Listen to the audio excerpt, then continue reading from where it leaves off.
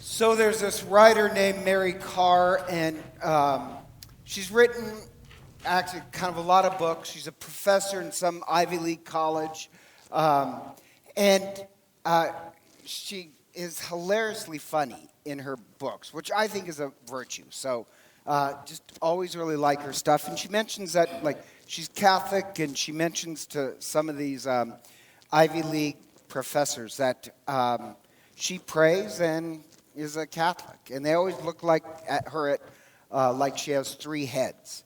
And her story, she wrote her autobiography that I thought was kind of interesting. Her story is she grew up in Texas and kind of in this very crazy alcohol family who she loved, but they're just kind of raging alcoholics. And then she escapes that and gets married, and she herself becomes an alcoholic, and she's sent to treatment. But she called it, what was it called? What's that? Oh, very famous hotel, very expensive hotel. What do you call that?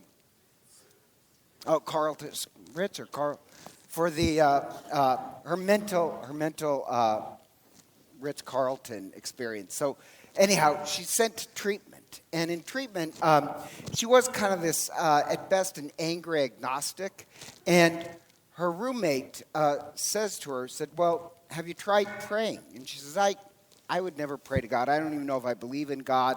I think prayer's silly. And her roommate says, really? Look where not praying has got you. You know, could it get any worse? So this kind of helper, whatever, gave her the prayer of St. Francis, and she prays it, and she comes to really love the prayer of St. Francis. And then she starts to pray more and more, and lo and behold, she loves prayer. And then she started to go to the Catholic Church, and at first she would just sit in back, and the whole time she would criticize, like make these critical thoughts in her head about the priest, which I know half you are doing. Just kidding. But the problem is she actually loved it. And anyhow, in her autobiography, she has this great line about prayer, or opinion about prayer, where she says, as deep as our wounds are, is as deep as a healing can be. And she says, God saves us because of our wounds. Think about this. She said, it's when she was really at her worst, getting treatment for alcoholism, where she really prayed about her mistakes and shames of her life, where she really felt healing. And I love that line that God saves us by our wounds, not because of our pride. And our wounds, if you pray them, they can give you this great hunger for God. So her theological insight is praying your wounds create this great hunger for God. And I mention it because it's kind of obvious. All the readings dealt with prayer. Like the first reading is that the prayer of the humble can pierce the clouds. God can hear those prayers. But he can't hear the prayer of the arrogant.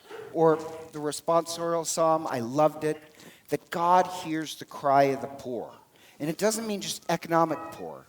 It means, it says this in the psalm, the brokenhearted, the wounded. God can hear their prayers because they truly cry out to God. If you pray from your arrogance or from your power, God can't hear you. And so, even like the gospel, it's about prayer, but it has two great twists in it. And Christ tells a story, and it's really about prayer, of two people who go to the temple to pray. One's a Pharisee, one's a tax collector. Now, you have to understand, Pharisees hated tax collectors. And they hated them because, the Roman Empire took over Jerusalem, or Israel.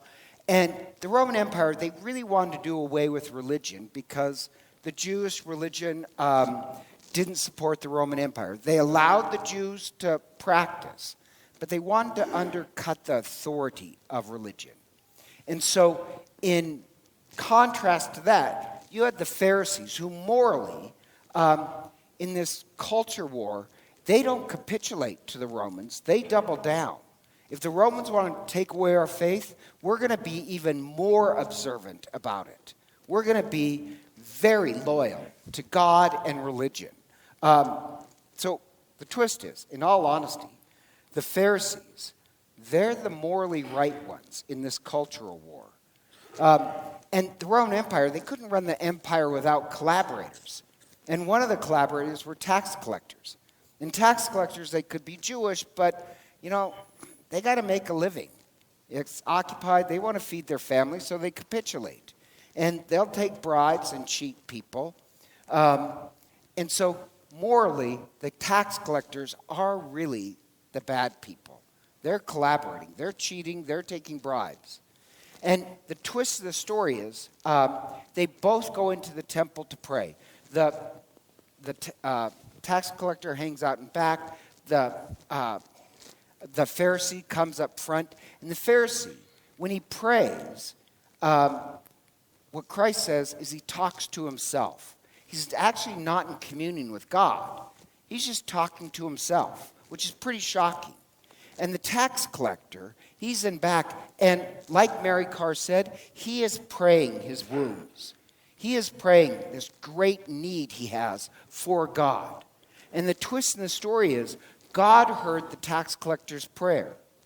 But the Pharisee, even though he's morally right, but he doesn't know how to pray. In fact, Christ says he talks to himself.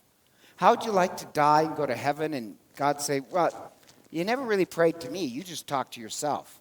For all the hours and hours the Pharisee spent, he never really prayed to God. That's the shocking part there.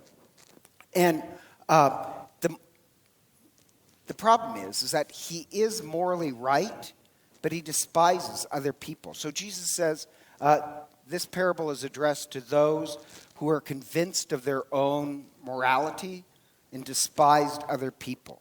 And have you ever thought that you were a Pharisee? Seriously, you really should sometimes wonder, because I do wonder about me.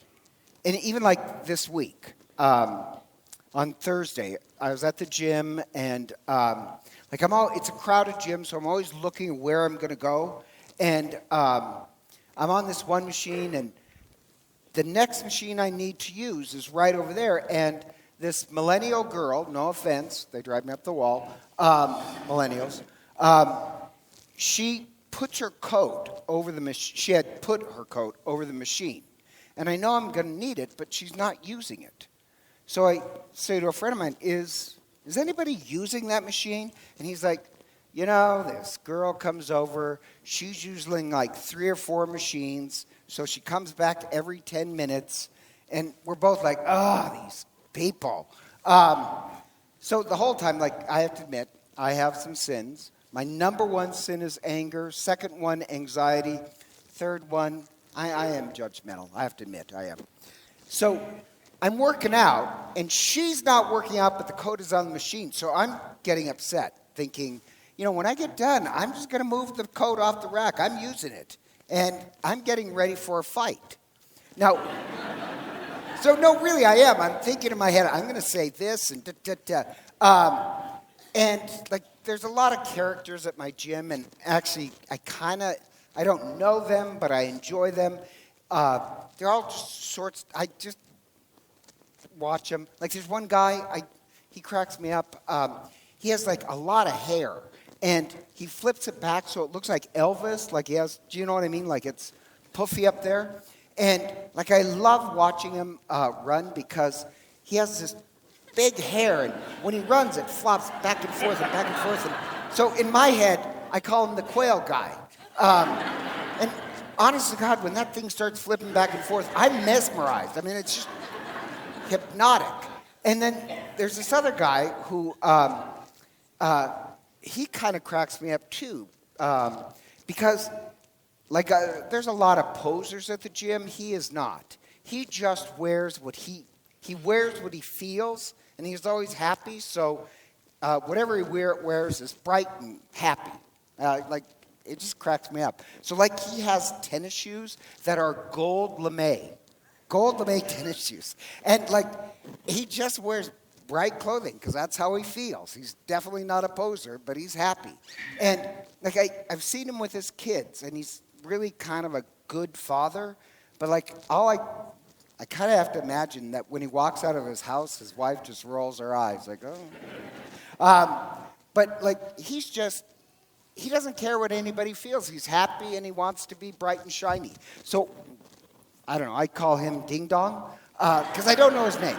But he's a nice guy, at least a good father. So anyhow, the coat's over there and I am ticked off, ready for a fight. Like, I really don't like this millennial. And Ding Dong comes over, and she's walking over at the same time, and he says, hey, can I use this machine? And they have this conversation, and here's a takeaway point. The millennial, she's delightful.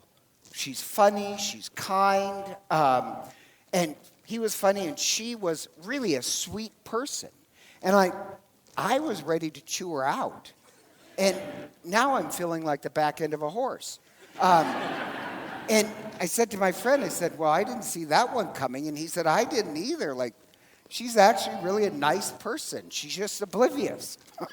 Which, no offense, she is. But here's the bad part. I was really upset about myself. Like, I'm such a horse's rear end. The whole time, I was morally right. You really shouldn't leave your coat on a machine. You're not working out. Does that make sense? I'm morally right, and a Pharisee is morally right, but they despise other people. You realize, I'm the Pharisee. Can't you name in yourself some time that you've been a Pharisee? Yes, you're morally right. That's not the question. You're despising humanity. And I remember when I was in the seminary, my spiritual director, Father Pascal, great guy, he once said to me, and this stuck with me, and he says, if you're self-righteous, you not only wound other people by your thoughts, you wound yourself. And I remember thinking, why is he saying that to me? But like, you do wound the other person, but this is the point of the parable. You wound your chance to commune with the divine. If you despise other people just because you know you're morally right, it's your prayer life that suffers. In the parable, the Pharisee, his prayer life suffers because he's self-righteous. So Mary Carr is right. You have to pray your wounds. Don't pray your morality. Pray your wounds. And the interesting part is, the more the Pharisee prays, the more distance he becomes between him and God and him and other people. The tax collector, he's not morally right, but he knows his wounds. So God hears his prayers. That's the first twist. The second is, think with how the Pharisee prays. The Pharisee prays and says, I do this, I do that, I do this, I do that. That's a weird way to pray. Because, like, the Pharisee hates the tax collector because he takes bribes. But the Pharisee treats God like he takes bribes. God, look, I did this, I did that, I did that. The Pharisee seems to think that God takes bribes. And the tax collector, he honestly shows up to this relationship with all his wounds. It's the tax collector who is actually treating God like God. And so, like, I think Mary Carr's advice is really brilliant, and it mirrors St. Ignatius. St. Ignatius in his examen, one of the 5 steps of the examen is every day to say this act of contrition and think about where you made your mistakes. And just name 2 of them. Every day, try and name one of your wounds. Now, and we all have them. If you don't have them, you may consider yourself a Pharisee. We all have wounds. But if you can pray your wounds, as Mary Carr says, as deep as a wound, as great as a healing. And so this whole section, it's for the last 3 weeks. Christ has been talking about prayer. If you really want a prayer that changes your life, do what St. Ignatius does. Praise your wounds. Pray your wounds, I meant to say. Because it's not our morality that's at stake. The thing that makes us great prayers is our wounds. The great enemy is our ego. Kill that. And so together, let us stand and profess our faith.